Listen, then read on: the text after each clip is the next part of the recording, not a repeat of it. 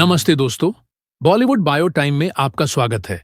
आज हम उस विषय पर बात करने वाले हैं जिसे सुनकर हर किसी के कान खड़े हो गए हैं। संगीत की मल्लिका आशा भोसले जी अब हमारे बीच नहीं रहीं, लेकिन उनके जाते ही जिस एक खबर ने सबसे ज्यादा हलचल मचाई है, वो है उनकी 250 करोड़ की भारी भरकम जायदाद और उसके बंटवारे का पेचीदा सच। मेरी एक ही इच्छा है भगवान के पास कि मुझे गाते गाते मौत आ जाए बस। दोस्तों, आशा ताई का जाना एक युग का अंत है, लेकिन क्या आप जानते हैं कि जिस मखमली आवाज ने पूरी दुनिया को दीवाना बनाया, उसने पर्दे के पीछे कितना बड़ा साम्राज्य खड़ा किया था। आज जब शिवाजी पार्क में उन्हें 21 तोपों की सलामी दी जा रही थी, वहीं दूसरी तरफ मायानगरी के गलियारों में सवाल उठने लगे हैं कि उनकी अकूत संपत्ति का वारिस कौन होगा। क्या इस बंटवारे में कोई नया मोड़ आने वाला है? चलिए आज आशा भोसले जी की दौलत के एक एक पन्ने को खोलते हैं। आशा भोसले जी की कुल संपत्ति आज के दौर में 200 से 250 करोड़ रुपए के बीच आंकी जा रही है। लेकिन यह दौलत सिर्फ गानों से नहीं आई। उन्होंने अपनी मेहनत की कमाई को ऐसे निवेश किया कि आज उनका नाम दुनिया के बड़े बिजनेसमैन की लिस्ट में भी शुमार है। आशा जी ने 20 भाषाओं में 12,000 से ज्यादा गाने गाए।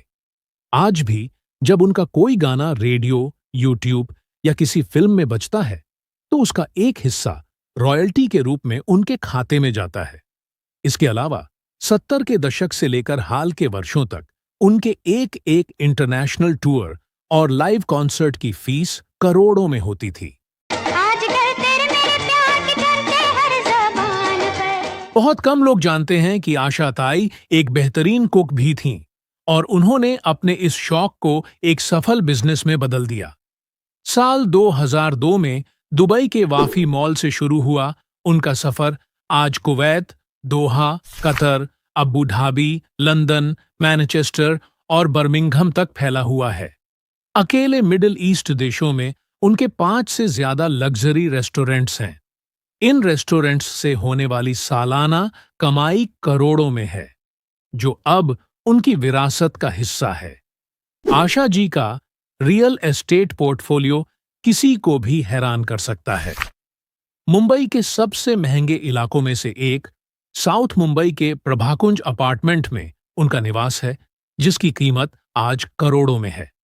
साल 2025 में एक बड़ी खबर सामने आई थी, जब आशा जी ने अपने बेटे आनंद भोसले के साथ मिलकर पुणे का अपना 3,401 वर्ग फुट का आलीशान घर बेचा था। साल 2013 में 450 करोड़ में खरीदा गया यह घर उन्होंने 650 करोड़ रुपए में बेचा था। इस डील ने साफ कर दिया था कि आशा जी अपनी संपत्ति से जुड़े हर बड़े फैसले में अपने बेटे आनंद को साथ रखती थीं।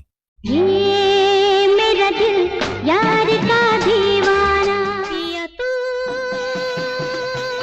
अब तो आजा, दीवाना दीवाना प्यार का परवाना। आशा जी की निजी जिंदगी खुशियों से ज्यादा गमों से भरी रही। उन्होंने 3 बच्चों को जन्म दिया, वर्षा, हेमंत और आनंद। लेकिन नियति का क्रूर खेल देखिए। उनकी आंखों के सामने ही उनकी बेटी वर्षा ने 2012 में आत्महत्या कर ली और 2015 में बड़े बेटे हेमंत का कैंसर से निधन हो गया था। अब आशा जी के इकलौते जीवित बेटे आनंद भोसले ही उनकी इस विशाल संपत्ति के प्रमुख वारिस माने जा रहे हैं। आनंद न सिर्फ उनके बेटे हैं, बल्कि एक सफल बिजनेसमैन भी हैं और लंबे समय से अपनी मां के करियर और फाइनेंशियल डील्स को संभाल रहे थे।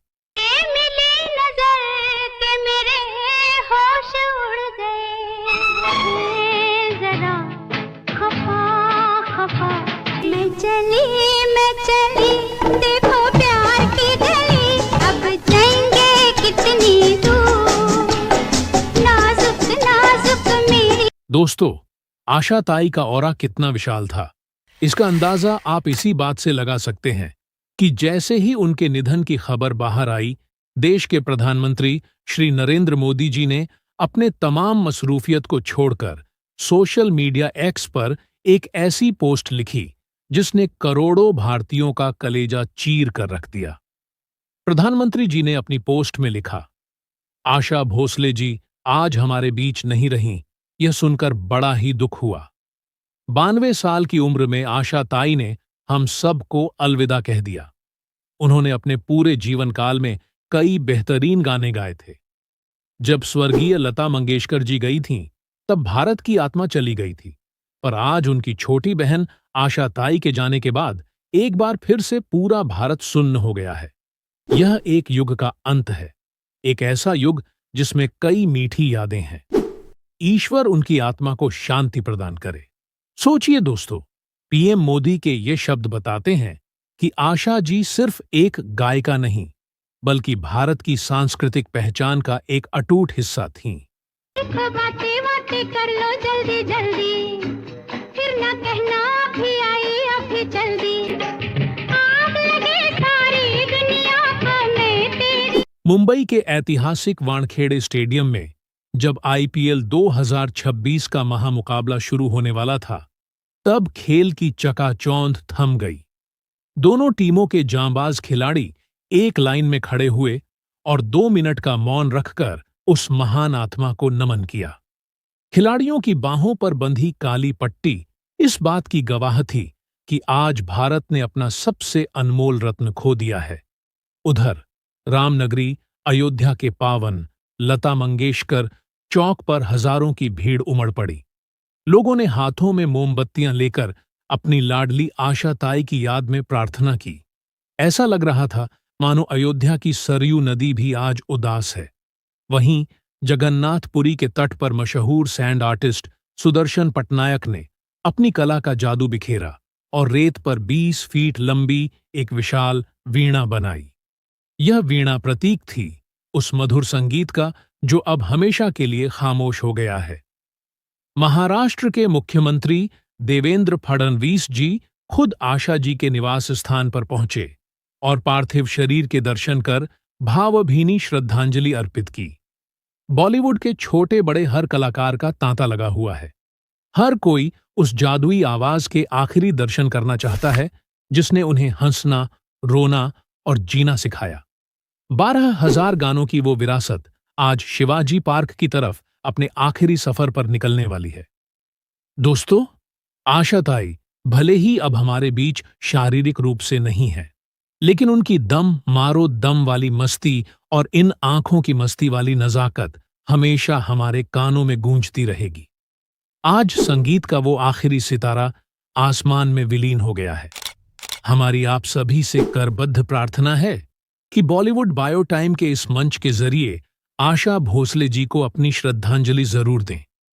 नीचे कमेंट बॉक्स में उनके लिए 2 शब्द जरूर लिखें और बताएं कि उनका कौन सा गाना आपकी जिंदगी के सबसे करीब है।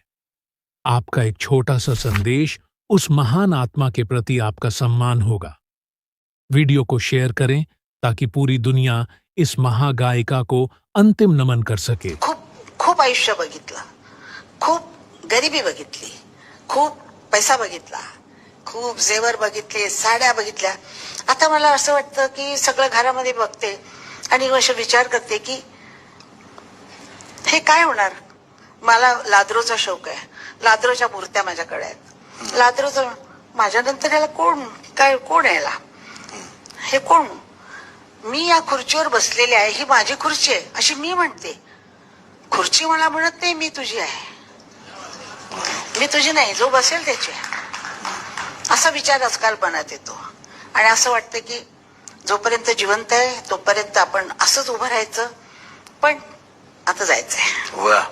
दोस्तों, हमारी आप सभी से एक आखिरी गुजारिश है। आज इस वीडियो के नीचे श्रद्धांजलि या ओम शांति लिखकर उनके प्रति अपना सम्मान जरूर व्यक्त करें। आपके ये 2 शब्द उस महान कलाकार के लिए हमारी तरफ से एक आखिरी सलाम होंगे।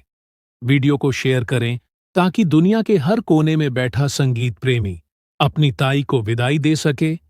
हमेशा याद रखिए, कलाकार मरते हैं, कला नहीं। आशा जी अपनी 12,000 आवाजों में हमारे बीच हमेशा जिंदा रहेंगी। धन्यवाद। बॉलीवुड बायो टाइम की ओर से सुरों की मल्लिका को शत शत नमन।